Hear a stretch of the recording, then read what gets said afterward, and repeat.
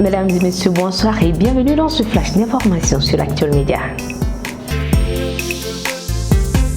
Nous débutons ce flash d'information par l'actualité nationale. Le 10 avril dernier, le président de la transition, le colonel Assimi Goïta, avait décrété une suspension des activités politiques, accusant les formations politiques de discussions stériles et de subversion. Le mercredi 10 juillet, le chef de l'État a à nouveau autorisé les activités des partis politiques et des associations à caractère politique. À cet effet, une rencontre est prévue ce lundi matin au Centre international de conférence de Bamako entre l'autorité indépendante de la gestion des élections et la classe politique. Objectif, discuter sur les questions visant la relance des activités politiques. Faisons l'actualité hors de nos frontières. Kenya. La police kenyane a procédé hier dimanche à l'arrestation d'un psychopathe coupable du meurtre de plusieurs personnes.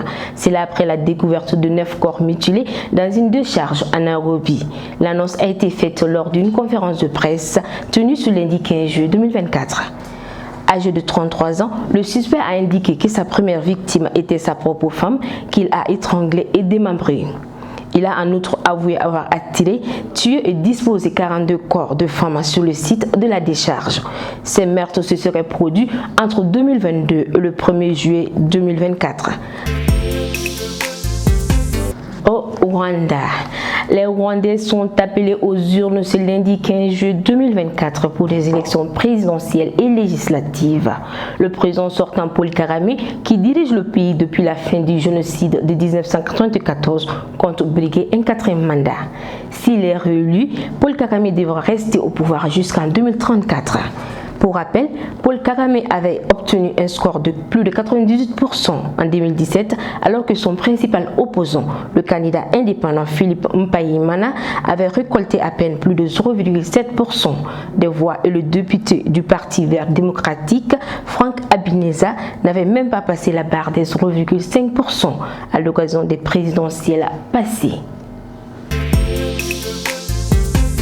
En Somalie, pour boucler ce flash d'information, pendant que la finale de l'Euro 2024 battait son plein, 9 personnes trouvent la mort dans un attentat à la bombe à Mogadiscio, dans la capitale somalienne. Outre la perte en vie humaine, on enregistre plusieurs blessés, la destruction d'une dizaine de voitures et plusieurs bâtiments endommagés. À proximité, dans une zone étroitement surveillée près du palais présidentiel.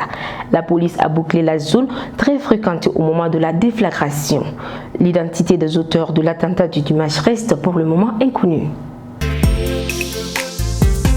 Mesdames et messieurs, c'est tout pour ce flash d'information. Merci de l'avoir suivi et à très bientôt sur Actuel Média. Ce flash vous a été présenté par ETS, Sistra Technologies et l'Université Bazo.